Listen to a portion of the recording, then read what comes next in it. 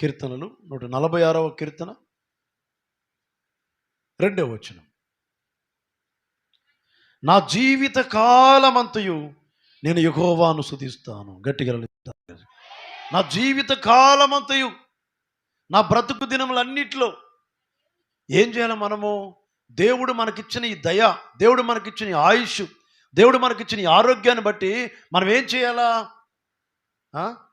దేవుణ్ణి స్తుతించాలి. గట్టిగా చెప్దామా అందరం కలిసి? హల్లెలూయా. గట్టిగా చెప్దాం అందరం కలిసి. నా జీవిత కాలమంతయు నేను యెహోవాను స్తుతించెదను, నేను బ్రతుకు కాలమంతయు నా దేవుణ్ణి కీర్తించెదను. గట్టిగా చెప్పండి. ఆపత్కాలములో తన రెక్కల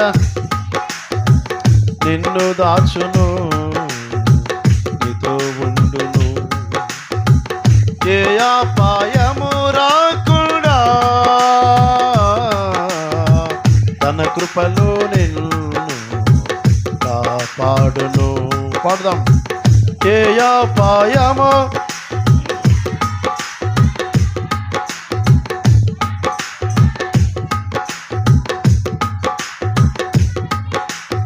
ఆరాధన ఆరాధన ఆరాధన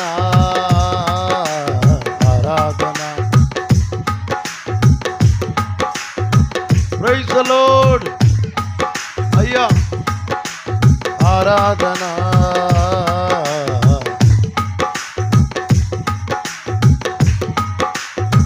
ప్రైజ్ హల్లెలూయా. బ్రతుకు కాలమంతయు నా దేవుణ్ణి కీర్తించదు. 146వ కీర్తన 3వ వచనం చదవండి.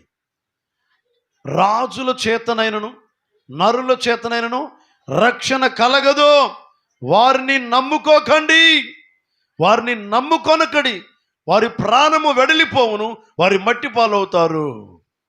మనమైతే దేవుణ్ణి బట్టి సంతోషించాలి. దేవునికి స్తోత్రం. మన దేవుడు ఎవరంటే కొనకడు, నిద్రపోవడం, నిద్రపోయే దేవుడు కాడు. అందుకే ఆ తల్లి గర్భంలో నుండి పండిత మొదలుకొని దేవుడు కాపాడుతున్నాడు.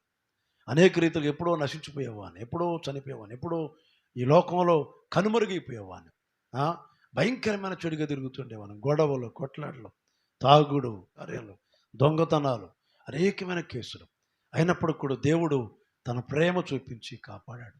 అందుకని దేవుని కొరకు నాకంటూ ఆశ ఏంటి ఏం లేదండి. ఒక్కటే ఆశ నాకుంది. ఏంటంటే ఆశ, అనేక ప్రజలకు యేసయ్య మాటలు చెప్పాలి, అనేక సంఘాలు కట్టాలి, అనేకులను దేవుని రాజ్యానికి చేర్చాలి. నాకున్న ఆశ ఏంటంటే అనేక ప్రజలు పరలోకానికి చేరుకోవాలి, యేసయ్య దగ్గరికి చేరుకోవాలి. వారు చనిపోకముందే ప్రభువు నమ్ముకొని పరలోకానికి చేరుకోవాలి. అదే డిజైర్ నాకు, అదే కోరిక. ఏదో తిందాము, ఏదో సంపాదించుదాము, మనకు అవసరం కొలేదు. నేనంటా కదా, నా దేవుడు నా అవసరాన్ని ఎరిగినవాడు. నాకు డబ్బులు ఎప్పుడు ఇవ్వాలో, ఇల్లు ఎప్పుడు ఇవ్వాలో, నా బిడ్డలకు ఎప్పుడు భవిస్తున్నా అన్ని ప్రభువుకు తెలుసండి. దాని గురించి నేను చింతపడక్కల. నన్ను సృష్టించిన దేవుడు, నా అవసరాలు ఎరిగిన దేవుడు, నన్ను ఏ విధంగా దీవించాలో నా దేవునికి తెలుసు కనుక నేనెందుకు చింతించాలి, నేనెందుకు బాధపడాలి, నేనెందుకు కురింగిపోవాలి? నేను అటువంటి ఆలోచన నాకు లేదు. అంతా దేవుడే చూసుకుంటాడు. గట్టిగా చెప్పండి. నా తండ్రి ఎవరంటే పరమ తండ్రి. నేను ప్రశాంతంగా పడుకుంటా. గట్టిగా చెప్పండి. నాకున్న ధైర్యం ఏంటంటే దేవుడే ఉన్నాడు, దేవుడే సాయం చేస్తాడు. బైబిల్ చెప్తుంది కదా, తన ప్రియులు నిద్రిస్తుండగా వారికి ఆయన అనుగ్రహిస్తున్నాడు అట. చూడండి ఆ మాట. మనం ప్రశాంతంగా పడుకోవాలి అంటే, పడుకోవడం అంటే పని చేయకుండా కాదు, పని చేసుకోవాలి. అయితే మనకున్న కష్టాలను బట్టి, పరిస్థితులను బట్టి కృంగిపోకుండా దేవుడిచ్చిన ఆయుష్, దేవుడిచ్చిన ఆరోగ్యాన్ని బట్టి మీరు విశ్వాసంతో, ధైర్యంతో నా ప్రభువు నాకు సాయం చేస్తారని అటువంటి ధైర్యంతో మనం ఉండాలి. చూడండి, పిల్లలు ఆలోచించరు దేని గురించి, తల్లిదండ్రులే ఆలోచిస్తారు. ఇప్పుడు నా గురించి ఆలోచించే తండ్రి ఎవరు చెప్పండి? నేను ఏడుస్తున్నాను దేని గురించి? 27వ కీర్తన రైట్ చూడండి ఆ మాట. 127వ కీర్తనలో ఆ మాట ఉంటుంది. 127వ కీర్తన చదువుకుందామండి. కీర్తనలు 127 2వ వచనంలో తన ప్రియులు, ఆ మాట చూడండి. తన ప్రియులు అనగా దేవుని బిడ్డలు నిద్రిస్తూ ఉండగా ఆయన వారికి ఇస్తున్నాడు. గట్టిగా చెప్తామా? ఏదైతే అడుగుతున్నామో మనకు ఉన్నటువంటి ఈ మానసికమైన ఒత్తిడి, ఈ మనోవేదన, ఈ చింత, ఇదంతా కూడా మన మనసుని ఎంతగానో కృంగదీస్తూ ఆరోగ్యం లేకుండా చేస్తుంది. ఈ మానసికమైనటువంటి ఆలోచనల వల్ల ఎన్ని రోగాలు వస్తాయి చెప్పనా? ఎన్ని రోగాలు వస్తాయంటే లోకంలో లేని రోగాలన్నీ మనకే వస్తాయి. దేనివల్ల? మనేది వల్ల, చింత వల్ల మనకు అనేకమైన రోగాలు తీసుకొస్తుంది. యేసయ్య చెప్పాడు కదా, ఏం చెప్పాడు? దేనిని గురించి చింతపడకండి అన్నాడు. మనం ఏం చేస్తున్నాం? దాని గురించే చింతపడతాం. మన చింత ఏమన్నాడు దేవుడు? మీ చింత యావత్తు ఆయన మీద వేయమన్నాడు. రోగం వచ్చిన, కష్టం వచ్చిన, బాధలు వచ్చిన, ప్రభువా ఇదిగో నా భారమంతా నీకు ఇస్తున్నాను, నాకు సాయం చేయండి.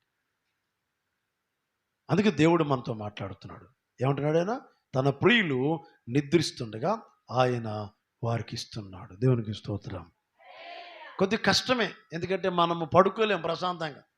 యేసయ్య ఆ ధైర్యంగా స్థిరంగా ఉండగలుగుతామంటే మనం యేసయ్య వాక్యం మీద ఆధారపడుతున్నప్పుడు మాత్రమే, దేవుని పైన ఆధారపడుతున్నప్పుడు ధైర్యంగా ఉండగలుగుతాం.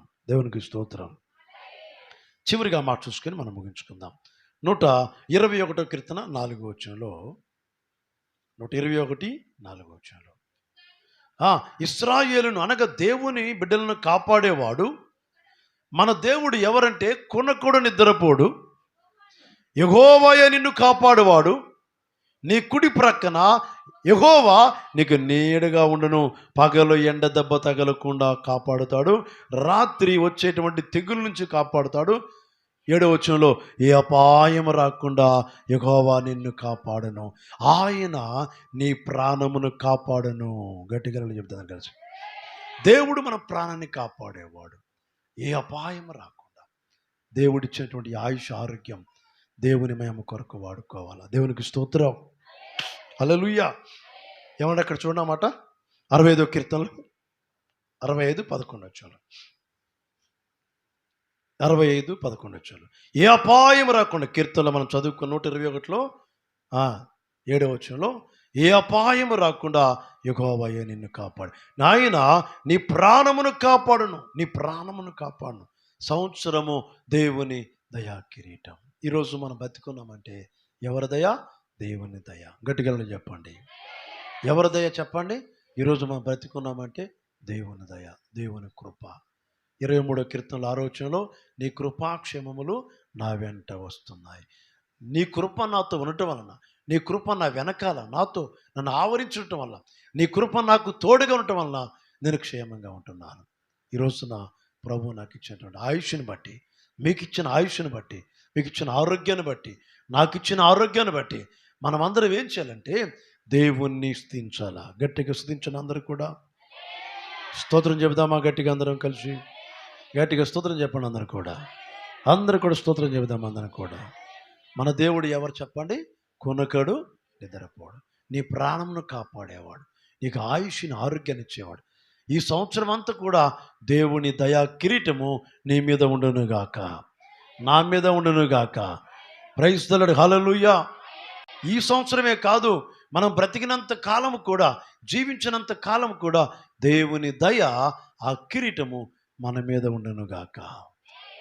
దేవుడిచ్చిన ఆయుష్, ఆరోగ్యాన్ని బట్టి మనం దేవుని నామాన్ని స్తుతించాలి. దేవుడు చేసిన మేలుని బట్టి మర్చిపోకుండా దేవునికి స్తోత్రం కలుగునుగాక.